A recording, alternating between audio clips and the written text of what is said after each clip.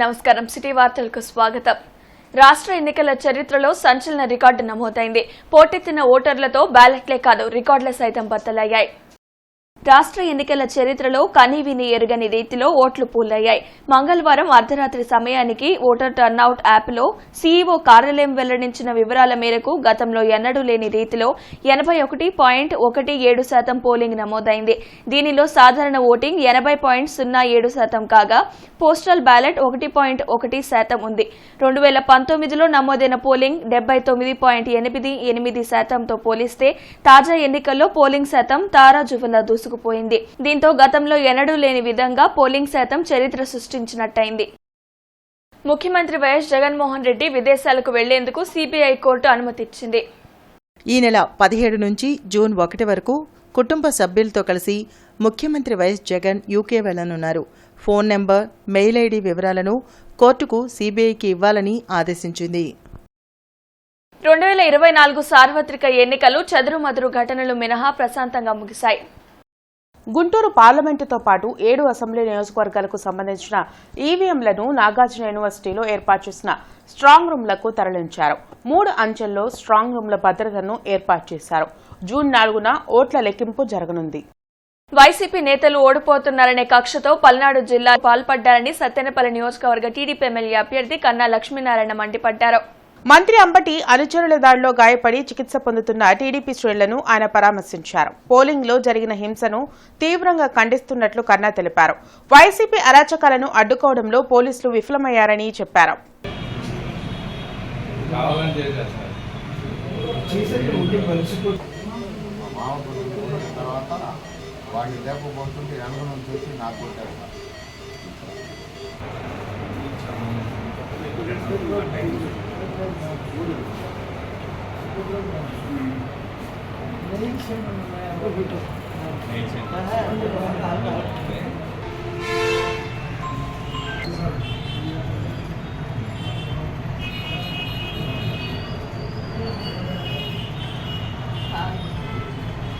వాళ్ళు కామన్గా వాళ్ళు తెప్పించిపెడుతున్నారు.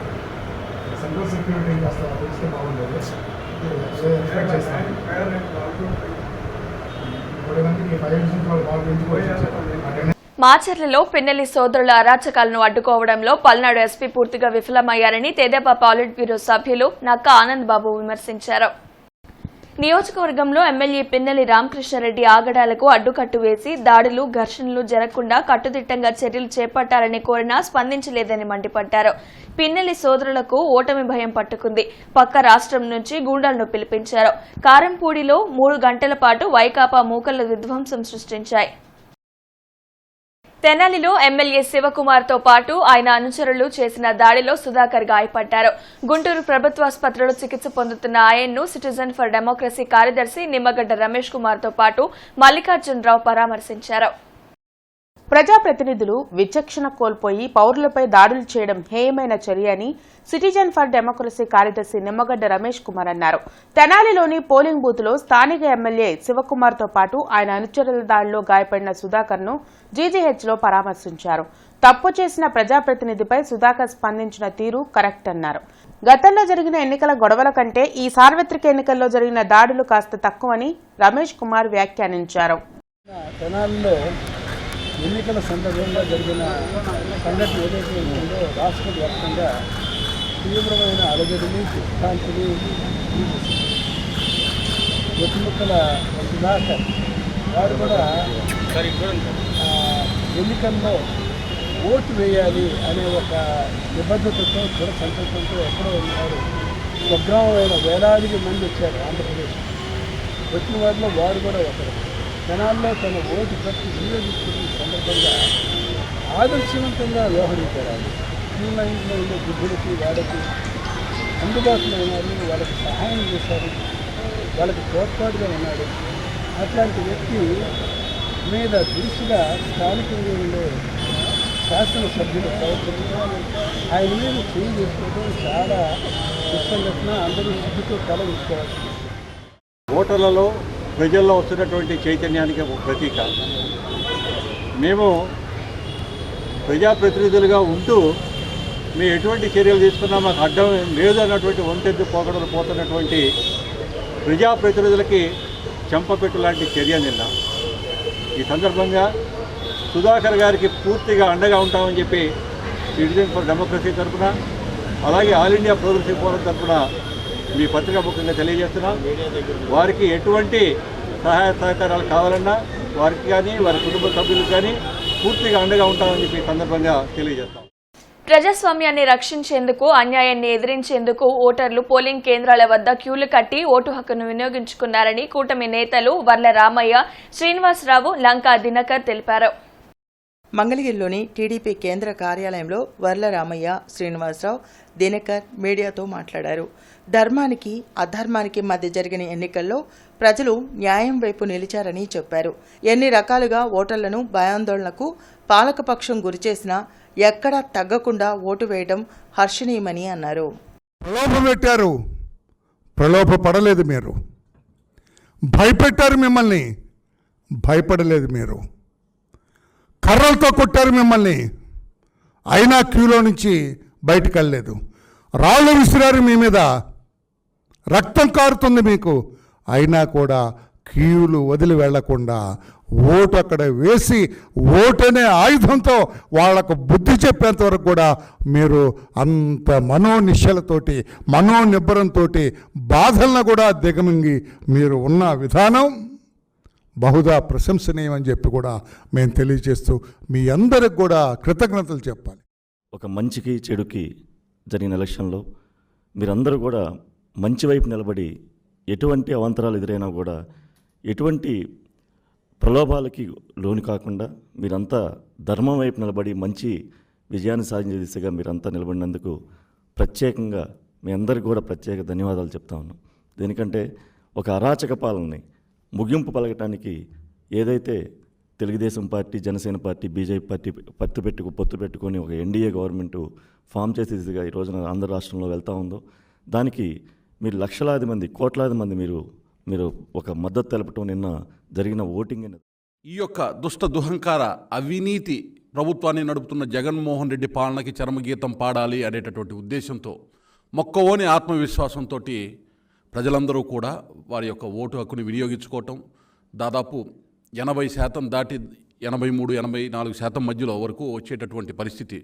ఎన్నో రకాల అవాంతరాలు, ఎన్నో రకాల హింసాత్మక చర్యలు చేపట్టి వినరాని భాషతోటి దుర్భాషలాడినా కానీ ఇవాళ ప్రజలు, ముఖ్యంగా ఎస్సీ, ఎస్టీ, బీసీ, మైనార్టీలు అందరూ కూడా, ప్రతి ఒక్కరూ కూడా వారి యొక్క ఓటుని కూటమి అభ్యర్థులు వారి యొక్క కర్తవ్యాన్ని నిర్వర్తించారో దానికి కృతజ్ఞతలు తెలపాలి అనేటటువంటి ఉద్దేశంతో ఈ యొక్క అచ్చంపేట మండలం వేల్పూరులో ఉద్రిక్తత కొనసాగుతోంది.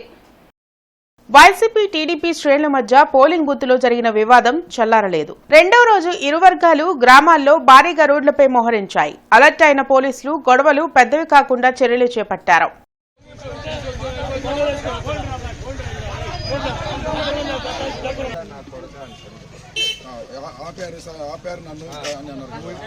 మా పల్లెలో పని ఏంది, మీరు ఎందుకు రావాలన్నాడు ఆయన, బూత్ ఏజెంట్.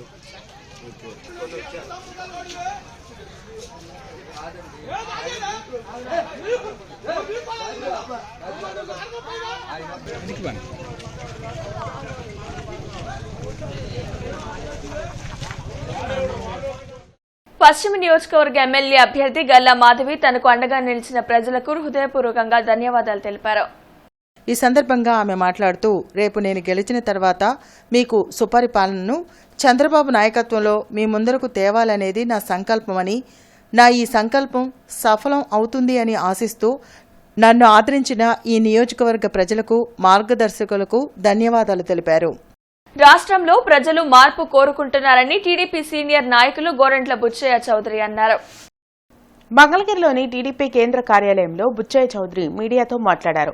ప్రజాకూటమి పాలనతో రాష్ట్రం అన్ని విధాల అభివృద్ధి చెందుతుందని చెప్పారు.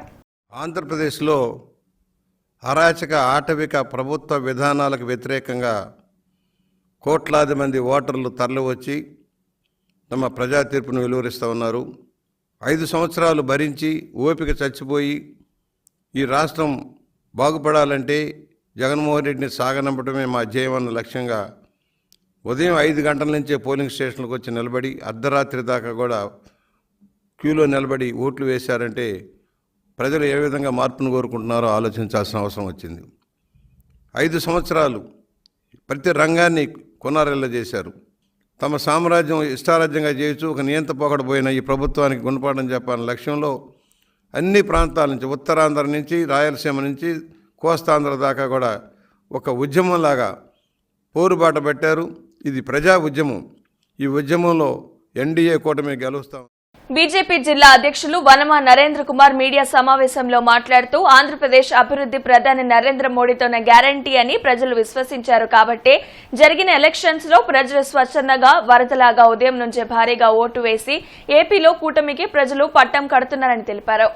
ఆంధ్రప్రదేశ్ అభివృద్ధికి మోడీ గ్యారంటీ, అలానే చంద్రబాబు నాయుడు గారి షూరిటీ, పవన్ కళ్యాణ్ గారి వారంటీ, ఈ ముగ్గురి పవిత్ర కలయిక ఏదైతే ఉందో దాన్ని ప్రజలందరూ కూడా ఆమోదించారు.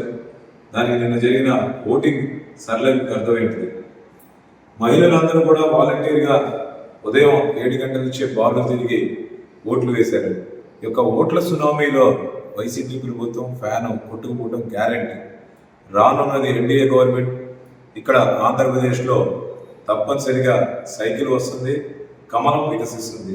దీనికి ఎటువంటి టోకా లేదు, ఎటువంటి అనుమానం లేదు.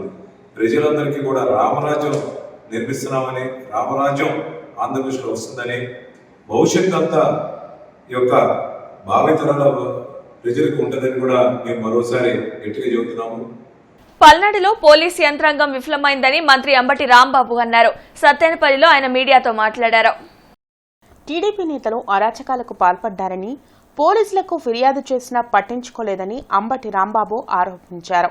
ఓటర్లలో చైతన్యం వచ్చిందన్న మంత్రి మహిళలు మరోసారి సీఎంగా జగన్ను చూడాలనే ఆకాంక్షతో పోలింగ్ బూతుల వద్ద క్యూ కట్టారని పేర్కొన్నారు. 5 గంటలకే మహిళలు, వృద్ధులు వచ్చి లైన్లో నిలబడ్డారు. పెద్ద ఎత్తున లైన్లో నిలబడి తన ఓటు హక్కును వినియోగించుకున్నారు. నేను లైన్లో ఉన్న వారందరినీ చూసే ఎక్కువ మంది వృద్ధులు, వికలాంగులు, మహిళలు ఎక్కువగా ఉన్నారు. నూతన 33 kV లైన్ ఏర్పాటు మరియు లైన్లో చెట్లు తొలగించడం కారణంగా ఈ రోజు ఉదయం 7 గంటల నుండి మధ్యాహ్నం 12 గంటల వరకు మేడికొండూరు, సిరిపురం, పాలడుగు, మందపాడు, సరిపూడి, వెలవర్తిపాడు, గుండ్లపాలెం మరియు విసదల గ్రామాలకు విద్యుత్ అంతరాయం ఏర్పడిందని ఏఈ జి నాగరాజ్ కుమార్ తెలియజేశారు. కావున వినియోగదారులందరూ సహకరించవలసిందిగా విజ్ఞప్తి చేశారు. ఈ వార్త ఇంతటితో సమాప్తం. నమస్కారం.